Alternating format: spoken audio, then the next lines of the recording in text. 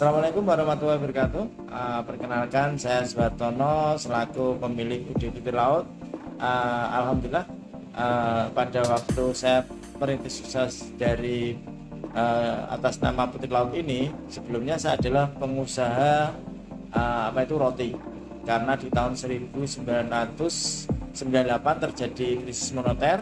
Pada waktu itu roti dengan bahan baku dari impor dari luar negeri yaitu tepung naik 300% ya. Jadi kita tidak bisa produksi, kita bisa produksi tapi menjualnya tidak bisa, dan akhirnya kita rugi gulung tikar. Dan dengan dengan adanya kayak gitu, kita mempunyai tunggakan utang yang banyak, terus akhirnya kita bangkrut total. Akhirnya kita pindah ke tempat, yaitu di tempat Tambarjo ini. Mengapa Pak Hartono kok tempatnya pindah di Tambarjo? Karena pada waktu kita pindah di Tambarjo, karena kita melihat peluang di Tambarjo itu dekat dengan TPI. Pada waktu itu saya melihat ada ikan yang namanya ikan sriting ya. Ikan sriting itu kecil-kecil, harganya cuma Rp2.000, dan kita punya motivasi karena saya suka makan ikan, hobinya berternak ikan, terus alhamdulillah saya suka mengolah ikan juga. Dan pada waktu itu kita olah dengan harga Rp2.000, kita olah bisa mendapatkan bisa menjual dengan harga Rp40.000. Dan sejak itu kita semangat, kita membuat produk-produk olahan ikan yang tidak terpakai di TPI dengan bahan baku yang sangat murah sekali. Itu kita bisa memproduksi banyak, dan akhirnya kita bisa kontrak, bisa membeli tanah, membeli rumah, dan bisa alhamdulillah membuat toko gitu. Dan kita juga bisa memberi pelatihan kepada yang mau berlatih mengembangkan mengolah hasil perikanan itu. Asal usul dari nama UD Putri Laut adalah karena anak saya adalah putri ya, dan usaha kita adalah pada waktu itu kita memang usahanya kelautan. Jadi kita ambilnya lebih enak, lebih luas, yaitu Putri Laut gitu, karena identik dengan penguasa lautan.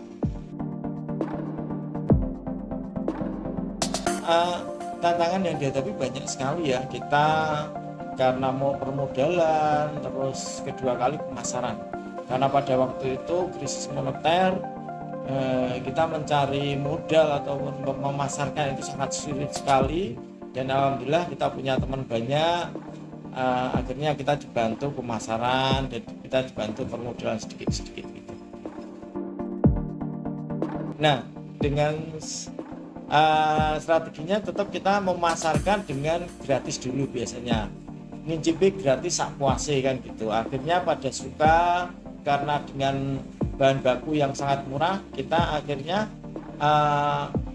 untuk promosinya kita tidak terlalu banyak biaya, karena Rp2.000 ditambah dengan penggorengan itu sangat kecil sekali untuk marginnya produksinya. Akhirnya kita banyak untuk promosi dulu, setelah itu orang cocok pada beli semua.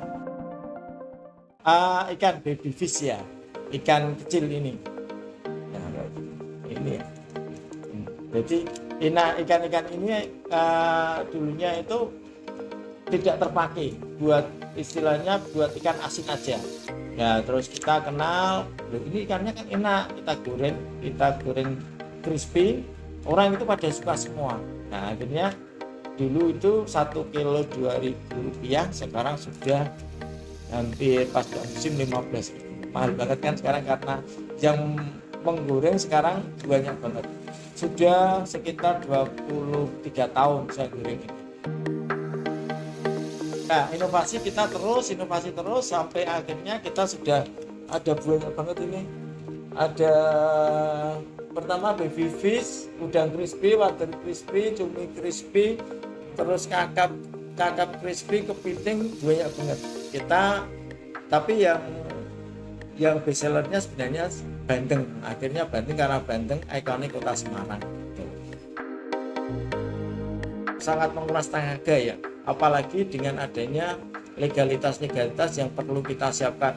Nah, legalitas itu ada banyak banget, ada NIB, SKP, SNI, BPOM, halal, terus HASAP. Itu waktunya itu hampir kalau habis untuk surat menyurat gitu. Jadi biasanya kita alhamdulillah dibantu sama anak-anak mahasiswa itu untuk legalitas itu. Dan yang paling penting itu adalah suka dukanya adalah pemasaran. Nah, pemasaran itu ujung tombak dari sebuah usaha adalah pemasaran. Jadi kalau kita bisa berproduksi atau memproduksi sesuatu barang, kalau kita tidak memasarkan, tetap pasti tidak produksi lagi karena tidak bisa menjual itu. Gitu. Makanya dari itu kita selaku UKM minta tolong kepada semua pihak kalau bisa produk-produk kita dikenalkan lah, intinya dikenalkan dulu, nanti kalau sudah kenal pasti dia akan mencoba, kalau mencoba tetap pasti dia akan berlangganan begitu.